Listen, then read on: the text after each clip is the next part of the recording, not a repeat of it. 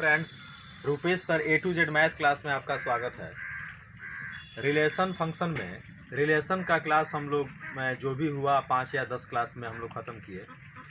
अब हम लोग फंक्शन के बारे में कुछ चर्चा करेंगे। ये फंक्शन क्या है? फंक्शन को हिंदी में हम लोग फलन बोलते हैं। फंक्शन को हिंदी में क्या बोलते हैं? फलन।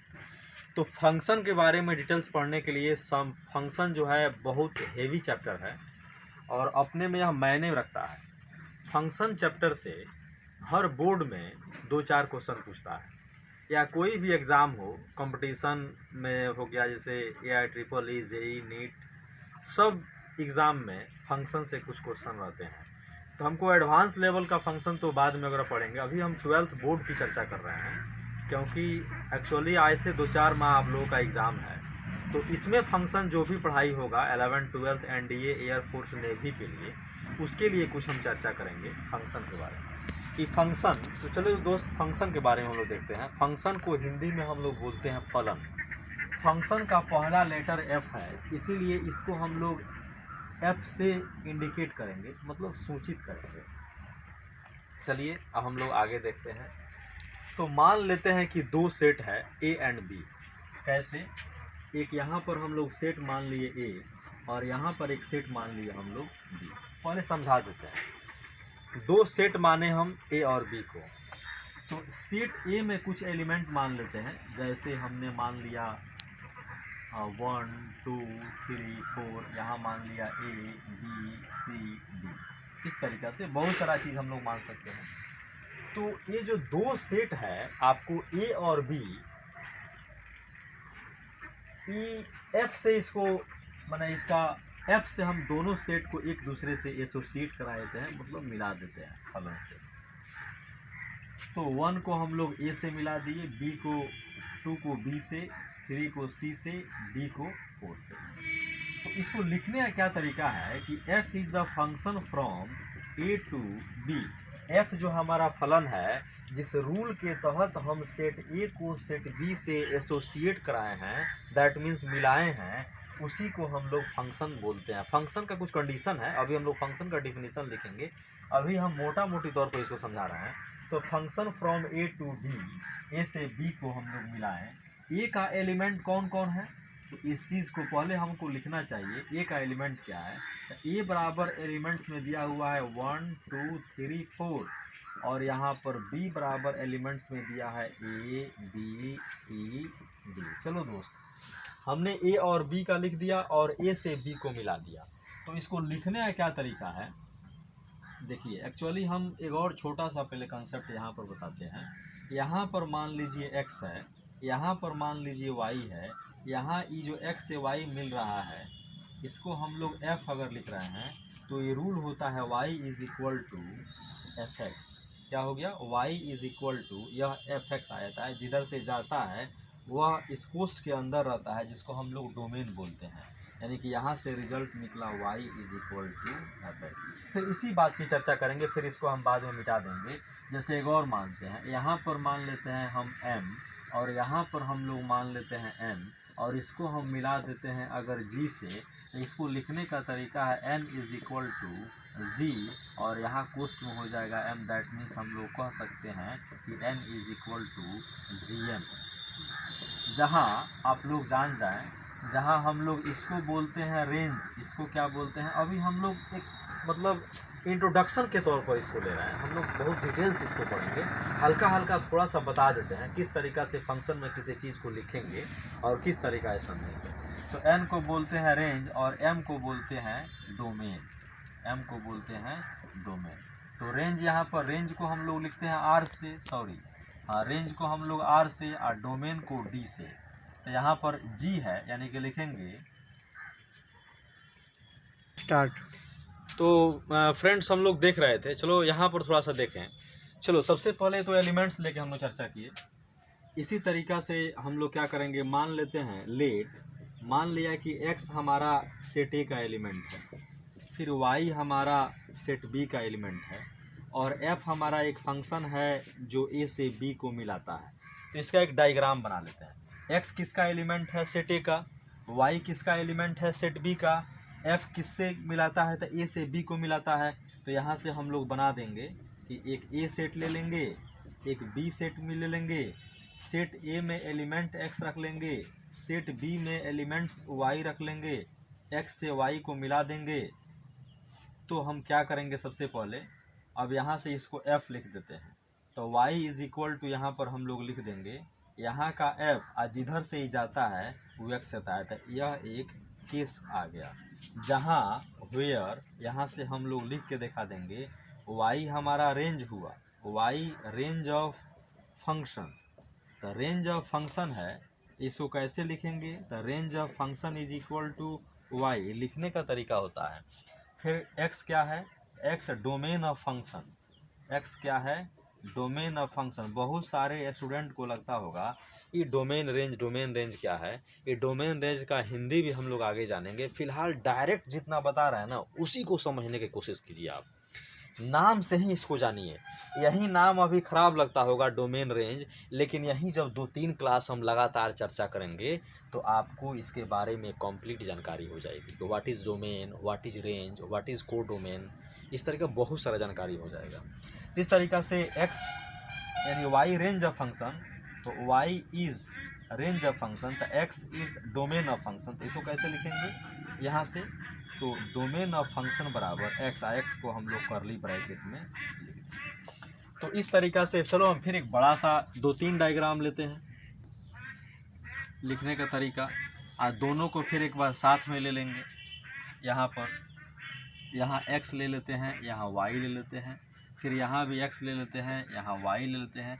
यहाँ x से y को मिलाते हैं, a या b देते हैं, यहाँ भी a और b दिए, यहाँ भी x से y को मिला दिए। अब देखिए यहाँ x से y को मिलाएं तो फंक्शन का नाम हम लोग f दिए, f इज़ फलन, और यहाँ हम लोग इसको g दे देते हैं, अपने मन से मान लेते हैं। तो यहाँ जो होगा y इज़ इक्वल टू ऊपर का f, यह x अंदर हो जाएगा। तो यहाँ से दैट इज़ क्या निकला, y is equal to fx। इसके बारे में हम चर्चा कर दिए थे। सेम उसी तरीक़ा से x से y की तरफ जा रहा है और लिखाएगा ये कैसे, यानी कि f किधर से किधर जा रहा है, a टू b, यानी कि b की तरफ एरो का निशान है, b की तरफ एरो का निशान, इसलिए b की तरफ इस तरह का फलन लिखाएगा। तो यहाँ क्या लिखाएगा, y is equal to z, और यहाँ का x अंदर आ जाएगा। तो यहाँ भी हम लोग दैट इज़ लिख सकते हैं y is equal to gx। तो इस तरीक़ा से हम लोग लिखेंगे। एक और अगर हम लोग दे दें, यहाँ t दे दें, यहाँ m दे दें, t से m को मिला दें, यहाँ f दे दें, यहाँ a दे दें, यहाँ b दे, लिखने का तरीका सीखिए। तो यहाँ m बराबर यहाँ का f आज इधर से जाता है वो t हो जाता है। इस तरीक़ा से ये हो गया। अब यहाँ से नोट करके कुछ हम बातें लिखेंगे जो आगे यूज होगा। हल्का हल्का फंक्शन के बारे में हेडिंग कर रहे हैं। मान लीजिए कि यहाँ x हो गया और यहाँ हो गया y, यहाँ a दे दिए, यहाँ b दे दिए। देखिए x से y को मिला रहे हैं लेफ़्ट से राइट की तरफ तो f दे रहे हैं, इधर से इधर अगर मिला रहे हैं तो इसको g दे रहा है। तो यहाँ जो हम लोग देख रहे हैं इस फिगर को एक बार फिर बना रहे हैं, a और यहाँ b, यहाँ x ले रहे हैं या y ले रहे हैं। तो एक बार x से y की तरफ जा रहा है तो यहाँ f ले रहे हैं, और एक बार y से x की तरफ जा रहा है तो यहाँ g ले रहा है। तो यहाँ से दो गो केस क्रिएट हो रहा है। हम लोग f is the function from a into b और g is the function from b into a। ध्यान दीजिए कि f जो ले रहा है ना वो a से b की तरफ जा रहा है, तो हमने यह लिखा, और जो g ले रहा है वह b से a की तरफ आ रहा है। देख लीजिए यहाँ पर। तो इस तरीक़ा से इसमें क्या होगा, तो ऊपर वाले केस में यहाँ y बराबर ऊपर का f आज जो ई है ये इधर आ गया x, और फिर यहाँ देखिए इधर x बराबर क्या हो जाएगा, यहाँ का अब इस केस में ले रहा है x बराबर ले रहे थे, इधर से इधर जा रहा है तो ऊपर वाला यहाँ वाला g और इधर वाला क्या हो गया y। तो इसी बात को लिख देंगे, यहाँ a से b में हम लोग लिख देंगे y is equal to fx, और g b से a में लिख देंगे हम लोग कि x बराबर zy। ध्यान दीजिए तो यहाँ y बराबर है fx, x बराबर है zy। अब हम लोग क्या करेंगे, सबसे पहले कि अब हम लोग लिख देंगे यहाँ से। आप लोग जानते हैं एक छोटा सा बात यहाँ भी हम बता देते हैं कि y बराबर अगर fx है तो यहाँ से x बराबर f इन्वर्स y होता है, जिसको हम लोग इन्वर्स फंक्शन बोलते हैं। एक बार और फिर से हम इसको डिस्कस कर लेते हैं। जैसे फिर हम लोग एक एग्जांपल लेते हैं। अगर मान लेते हैं कि जैसे m बराबर अगर हमारा fn है तो हम n बराबर लिख देंगे f इनवर्स m। इस तरीक़ा से ये सब छोटी छोटी जो बात है ना, इसको 2 बार 3 बार 4 बार आप लोग लिखें। ये लिखने का अपने मन से डिजिट बदल बदल के, जैसे हम t बराबर लिख लिए, जैसे s लिख लिए, तो यहाँ से इन्वर्स में लिखेंगे तो फिर हम लोग क्या लिख देंगे, s बराबर f इनवर्स t। इस तरह हमने y बराबर x लिखा, m बराबर fn पर लिखा, t बराबर fs पर लिखा। आप भी बदल बदल के पहले लिखने का तरीका सीखे कि इन्वर्स में कैसे लिखेंगे, किस तरीक़ा से क्या होगा। चलिए तो हम लोग थोड़ा सा आगे बढ़ते हैं, इसको यहाँ साइड करते हैं। तो यहाँ से हम लोग लिख देंगे क्या, x बराबर f इनवर्स y। अब यहाँ x बराबर जी वाई है। अब ध्यान देने वाली बात है, अब इसको मान लेंगे समीकरण 1, इसको मान लेंगे समीकरण 2। तो समीकरण 1 और 2 एक तरफ लेके आते हैं। यह एक तरह से हम लोग क्या कर रहे हैं ना, एक बार थोड़ा थोड़ा जानकारी दे रहे हैं कैसे क्या हम एडजस्ट करेंगे। हम अभी बस इसके बाद में जब हम स्टार्ट करेंगे तो एकदम डिटेल स्टार्ट करेंगे, ताकि फंक्शन हम कंप्लीट आपको समझा सके, ताकि 12th के हर एक स्टूडेंट रिलेशन और फंक्शन से जो उसमें डर समाया हुआ है, उस डर को रूपेश सर चाहते हैं कि पूरी तरह से इसको निकाल दें। इसलिए हम एक थोड़ा सा एक कास्टिंग के तौर पर इसको हम बता रहे हैं। प्लीज़ आपसे काइंडली रिक्वेस्ट है कि जो भी टीचर आपको पढ़ा के रिलेशन और फंक्शन में जो आपके अंदर एक डर पैदा कर दिया है, उसी डर को निकालने के लिए आज रूपेश सर यूट्यूब चैनल के माध्यम से पढ़ा रहे हैं, ताकि बहुत सारे छात्र कमज़ोर से कमज़ोर और अच्छे से अच्छे छात्र को हमारा क्लास अच्छा लगे और वह समझें कि वाकई में अच्छे अच्छे चैप्टर को कितना इजी में पढ़ाया जा सकता है। ये रूपेश सर से कम सीखें। तो प्लीज़ दोस्त, आप लोग इससे घबराएं नहीं। हमको मालूम है कि 12th में रिलेशन और फंक्शन से स्टूडेंट क्या, टीचर लोग भी समझाने में उन लोगों का थर्रा डोल जाता है। जानकारी सभी को रहती है, हर एक सर को फंक्शन और रिलेशन के बारे में, लेकिन किस तरीक़ा से बच्चे को बताना है, इसको बताने में उन लोगों को हमेशा अनकम्फर्टेबल महसूस करते हैं कि हो सकता है जो हम बता रहे हैं शायद बच्चे समझ में आ रहा है कि नहीं आ रहा, लेकिन मुझे नहीं, मैं कम्प्लीटली और बहुत इजी तरीक़ा से मुझे कॉन्फिडेंस है कि मैं जो फंक्शन बताऊंगा वो बोर्ड में जो भी क्वेश्चन एग्जाम में उससे पूछ जाए कंप्लीट समझ में आएगा, नो डाउट्स, किस तरह कोई प्रॉब्लम नहीं होगा। तो चलिए हम लोग देखते हैं 1 और 2 है। अब यहीं से आप लोग देखो समीकरण 1 और 2 से ले लेंगे, यानी कि इक्वेशन 1 एंड 2, इक्वेशन 1 एंड 2 से। तो 1 और 2 की बात हो रही है। देखो x बराबर f इनवर्स y, x बराबर जी वाई, दोनों में x बराबर है तो लिख सकते हैं x is equal to x। तो फिर यहाँ लिख देंगे हम लोग क्या कि f इनवर्स y और यहाँ से x बराबर है जी वाई, तो y से y हट गया तो f इनवर्स बराबर क्या हो गया, g। इसका भी हम लोग यूज आगे करेंगे। तो आज जो भी हमने क्लास आपको दिया, जस्ट बस लाइक कास्टिंग के तौर पर दिया, इसको हम लोग गॉफ फॉग में यूज़ करेंगे। जो भी हमने वहाँ पर पढ़ा f inverse is equal to g. अब थोड़ा सा सोचने वाली बात है कि यहाँ से अगर हम लोग लिख दिए f inverse is equal to g, तो हम लोग आराम से ये भी लिख सकते हैं कि g बराबर f इनवर्स। तो अब यहाँ हम g के जगह पर अगर x दें तो f इनवर्स के जगह पर भी x देंगे, x के जगह पर अगर y दें तो f इनवर्स के जगह पर भी y दे देंगे। अर्थात जो यहाँ रखेंगे वही चीज़ यहाँ भी होगा। उस तरीक़ा से अगर जी टी लिख दें तो यहाँ पर f इनवर्स हमको t लिखना पड़ेगा, दैट सो ऑन ETC। तो हमने डोमेन रेंज के बारे में अभी कुछ खास नहीं बताया, थोड़ा सा यहाँ पर कुछ बताने की कोशिश की। आज हम लोग बताएंगे कि फंक्शन के बारे में डिटेल्स थोड़ा सा और बताएंगे। हम 2 मिनट का समय और आपका लेंगे, फिर नेक्स्ट क्लास में इसको देखेंगे। स्टार्ट। तो फ्रेंड्स हम लोग मान लेते हैं, अब हम लोग थोड़ा थोड़ा जानकारी किए हुए हैं। यहाँ हम लोग देखते हैं कि लेट मान लेते हैं कि सेट ए का एलिमेंट हम लोग 1 2 3 4 5 ले लिए, और यहाँ सेट बी का एलिमेंट हम लोग A B C D E F लिख दिए। और यहाँ से हमने क्या किया कि ध्यान देने वाली बात है, जो f is function from A to B, जहाँ where f is equal to, अभी कौन कौन मिला है तो 1 को a से, यानी कि 2 को b से, 3 को c से, 4 को d से। एक छोटा सा एग्जाम्पल लेके मान के चल रहे हैं, लेट थोड़ा सा हिंट्स कर रहे हैं, फिर देखेंगे हम लोग। और यहाँ 5 को हम लोग e से मान लिए। तो यहाँ से हम लोग क्या करेंगे, बाई डायग्राम, इसको डायग्राम से देखेंगे। अगर इस तरह से दिया हुआ है हमको, तो हम लोग सबसे पहले इसमें हम लोग को फाइंड आउट करना है पहला में डोमेन ऑफ फंक्शन, थोड़ा सा हिंट्स कर रहे हैं। दूसरा में रेंज ऑफ फंक्शन। तीसरा में कोडोमेन ऑफ फंक्शन। तो इस सब का डिटेल्स हम सूत्र लिखेंगे, सबके बारे में लिखेंगे, लेकिन अभी हम मात्र 2 मिनट में इसको समाप्त करने वाले हैं, ताकि आपको समझ में आ जाए इस तरह कैसे बोलेंगे। तो सबसे पहले बाई डायग्राम, आप लोग सॉल्यूशन जो करें तो आप लोग एक डायग्राम बना लें। बाई डायग्राम के थ्रू एक सेट ए बना दें, ठीक है, और एक सेट बी बना दें, कोई दिक्कत नहीं है। सेट ए में सेट ए के एलिमेंट को रख दें और सेट बी में सेट बी को एलिमेंट को रख दें। क्लियर? यानी कि 1 से ए को मिलाया गया है, तो 1 से ए को मिला दें, 2 को बी से मिला दें, 3 को सी से मिला दें, 4 को डी से मिला दें, 5 को ई से मिला दें, कोई प्रॉब्लम नहीं।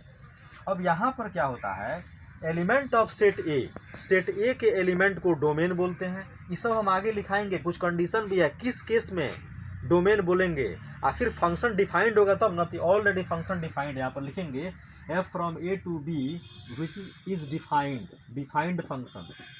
यह डिफाइंड है, यह फंक्शन जो है डिफाइंड होगा तबे डोमेन, रेंज और कोडोमेन की बात होगी।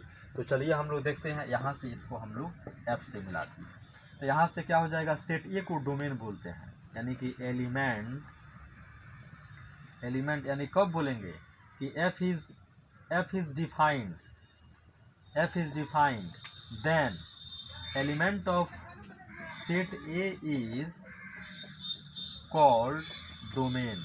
ध्यान दो विद्यार्थी, यानी कि domain of function.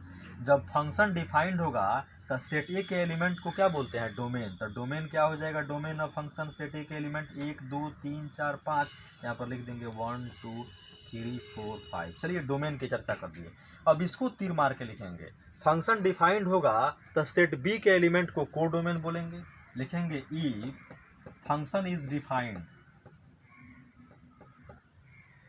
function is defined then element of set b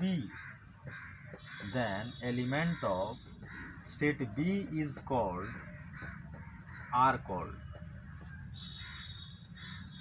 codomain of function। Codomain of function को CF से लिखते हैं, तो दैट इज यहाँ क्या हो जाएगा, CF बराबर एलिमेंट ऑफ सेट बी, यानी कि A B C D E F। ये कोडोमेन के बारे में हो गया। तो इसमें मिले वो भी या नहीं मिले वो भी, सब सेट बी के ऑल एलिमेंट को कोडोमेन बोलते हैं। If F is defined then, थोड़ा सा और कन्फ्यूजन को दूर करने के लिए लिखा जाएगा all element of set B के सारे एलिमेंट को हम लोग क्या बोलते हैं, कोडोमेन, जब फंक्शन डिफाइंड होगा तब। अब एक छोटी सी बात आती है, रेंज की बात आती है। रेंज क्या है, तो रेंज यही है कि मान लीजिए कि यहाँ हम दर्पण रख दें, एक आईना रख दें, तो इस आईना में जितने भी आदमी अगर इधर का आदमी अगर फोटो देख रहा है, तो जितना का इमेज बन गया है वो रेंज होता है। तो इमेज 1 का इमेज ए बना है, 2 का इमेज बी बना, इमेज मतलब फोटो, और 3 का फोटो सी, 4 का फोटो डी, 5 का फोटो ई, यानी कि जितना फोटो बन गया सेट बी में उसको हम लोग बोलते हैं रेंज ऑफ फंक्शन। तो लिखेंगे the element of set B which are the association of element of set A, यानी कि then the element of set B are called range. तो डायरेक्ट हम लोग रेंज क्या हो जाएगा, यानी कि रेंज ऑफ फंक्शन सब लिखेंगे, यानी कि आर एफ बराबर कितना आदमी का फोटो बना है फ्रेंड्स, तो 1 का ए, यानी कि इधर का 5 आदमी का फोटो बना है, यानी कि A B C D E, इतना था, ये रेंज हो गया। अभी हमने डोमेन, रेंज, कोडोमेन को हल्का चर्चा किया। यह समझिए कि फंक्शन का इंट्रोडक्शन क्लास था, इसलिए हमने बताया। फिर नेक्स्ट क्लास में हम लोग फंक्शन को स्टार्ट करेंगे और तब हम लोग देखेंगे। प्लीज़ फ्रेंड्स इस फंक्शन का पूरा क्लास करें और एक वीडियो को अच्छी तरीक़ा से देखें। कहीं भी कोई दिक्कत होता है तो प्लीज़ हमसे कमेंट और शेयर, हमारे चैनल को सब्सक्राइब करें और इसको आगे की तरफ बढ़ाएं। और हम एक 12th बोर्ड के वीडियो हम 3 से 4 माह में टोटल्स वीडियो हम डाल देंगे लगभग, जो बहुत इंपॉर्टेंट्स हो रहा है और कंप्लीट आपको अच्छा लगेगा। आपसे काइंडली रिक्वेस्ट है कि हमारे वीडियो को आप लोग शेयर करें और आगे की तरफ बढ़ाएं। मेरे चैनल का नाम Rupesh sir A to Z math class है। ओके।